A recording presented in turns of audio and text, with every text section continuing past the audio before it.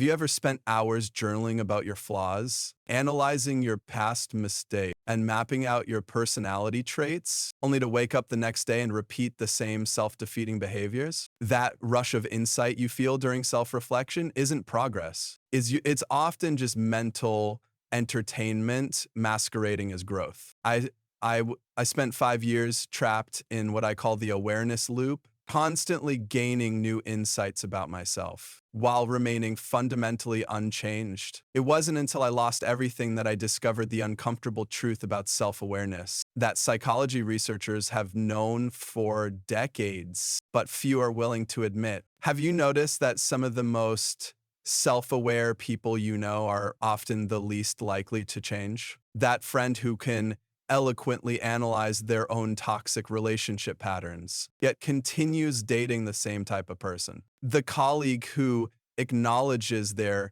procrastination habit in detail, but still misses deadlines. And there's a neurological reason for this frustrating paradox that I call the awareness loop. The awareness loop is a cognitive cycle where we gain insights about ourselves without ever implementing meaningful changes. Think of it as a hamster wheel of personal development. Lots of motion, minimal progress. This happens because our brains create a false reward system around moments of insight. Research from UCLA's neuroscience department has shown that when we experience those aha moments about our own behavior, our brains release dopamine, the same neurochemical associated with pleasure, reward, and addiction. This biological reward creates a dangerous substitution effect. Your brain experiences the pleasure of insight and treats it as though you've already accomplished something significant. You haven't actually changed anything.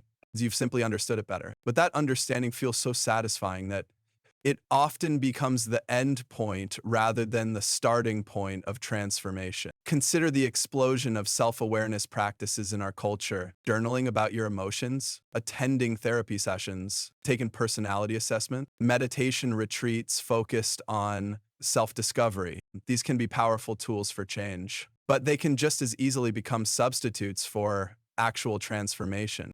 That journal filled with insights about your anxiety becomes evidence of working on yourself without requiring you to actually expose yourself to anxiety-producing situations. The personality test that labels you as an introvert who needs recovery time becomes a justification for avoiding social situations rather than strategically expanding your comfort zone. The neural mechanics behind this phenomenon are fascinating. Each time you engage in reflection without action, your brain strengthens the neural pathways that reinforce this pattern. Neuroscientists call this Hebbian. Neurons that fire together wire together. The more times you experience the pattern of insight without change, the more your brain becomes wired to repeat exactly that pattern. The awareness loop becomes increasingly difficult to break because it's literally being reinforced at the neurological level every time you engage in it. This creates what psychologists term insight addiction, a dependency on the temporary emotional relief that is from understanding ourselves without the discomfort of changing ourselves. I've seen this in my own life, spending years consuming personal development content, feeling the satisfaction of recognition, but remaining fundamentally unchanged. In each new insight provided a hit of hope without requiring the messy work of transformation. The reason understanding doesn't automatically lead to change involves something deeper than motivation or willpower. When you gain insight without taking action, your brain engages in what psychologists call symbolic self-completion. Your neural circuitry treats the awareness itself as an accomplishment, creating the false sense that progress has been made. This completion signal short-circuits the motivation that might otherwise drive actual behavior change. A study from the University of Pennsylvania found that people who announce their intentions to change and receive social acknowledgement for those intentions are significantly less likely to follow through than those who keep their plans private. Why? Because the social recognition provided enough of a reward signal to their brains that the motivation to actually complete the behavior diminished. The awareness and recognition had symbolically completed the task in their neural reward systems. This explains why journaling about your goals or talking through your issues can sometimes leave you feeling satisfied yet unchanged. Your brain has already collected its reward. It's like ordering a meal, receiving the pleasure of anticipation, and then feeling strangely less hungry before the food arrives. The anticipation itself partially satisfied the craving. While that anticipation partially satisfies the craving, there's a more powerful force at work beneath the surface. Your brain isn't just rewarding awareness instead of action. It's actively fighting to preserve who you are right now, regardless of whether that version of you is happy, healthy, or successful. This defensive mechanism has a name: identity homeostasis. The brain's persistent effort to maintain a consistent sense of self, even when that self engages in self-destructive patterns. Think of your identity as a biological imperative.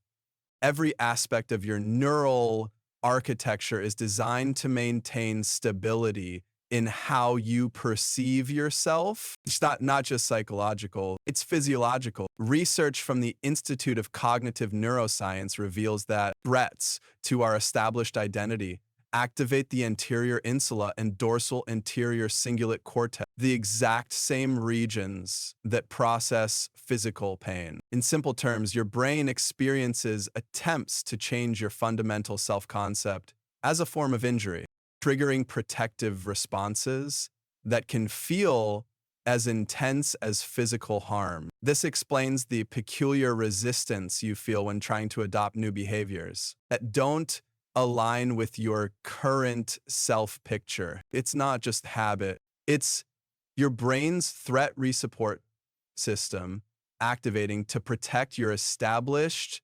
neural architecture. Dr. Lisa Barrett, a neuroscientist at Northeastern University, describes this as allostatic regulation. Your brain works tirelessly to maintain what it considers your baseline identity, regardless of whether that baseline serves you well. The cruel irony is that high self-awareness often makes this identity protection system even more robust. Studies from Stanford's Behavior Design Lab show that individuals with greater metacognitive abilities, those who can accurately analyze their own thought patterns, typically develop more sophisticated psychological defense mechanisms. The more clearly you can see your patterns, the more elaborate your justifications for maintaining them become.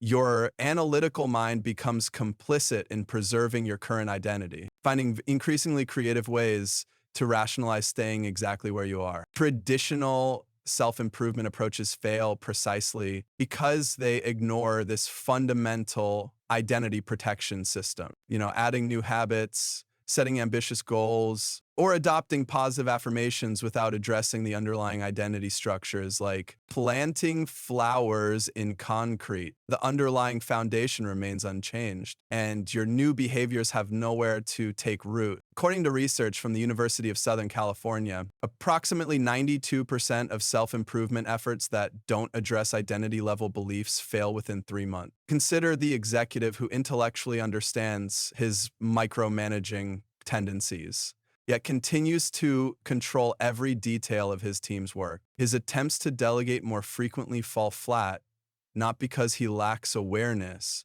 but because his fundamental identity as the person responsible for everything remains intact. Each time he attempts to delegate, his brain signals danger, not just discomfort, but neurological alarm bells warning that his very self is under threat. This explains why willpower alone fails so consistently. Willpower attempts to override your identity protection system through brute force, but this system has evolved over millions of years specifically to resist such frontal assaults. The University of Kentucky psychologist Suzanne Segerstrom's research shows that extended periods of identity incongruent behavior create measurable immunological stress responses.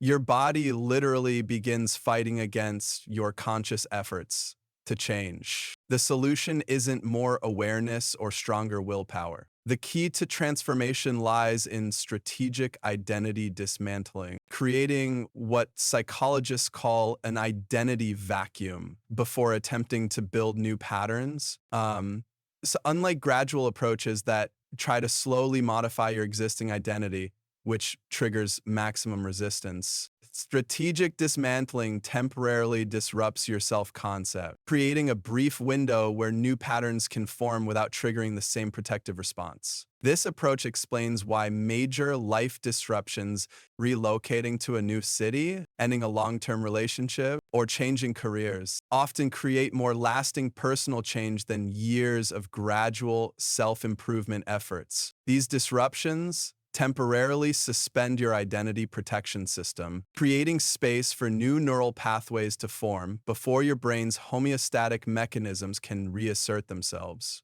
So here's what all this comes down to. Self-awareness isn't the destination. It's just the departure point. It's the map, not the journey itself. Your next move isn't more introspection or analysis. So it's strategic identity reconstruction. First, identify a core pattern that's holding you back. Then, deliberately create environmental conditions where your old identity simply cannot survive. Finally, focus on behavior first. Let your new self-concept follow naturally from what you do, not what you think. The most profound transformation happens in that uncomfortable space where you temporarily become a stranger to yourself. In that identity vacuum, real change finally becomes possible.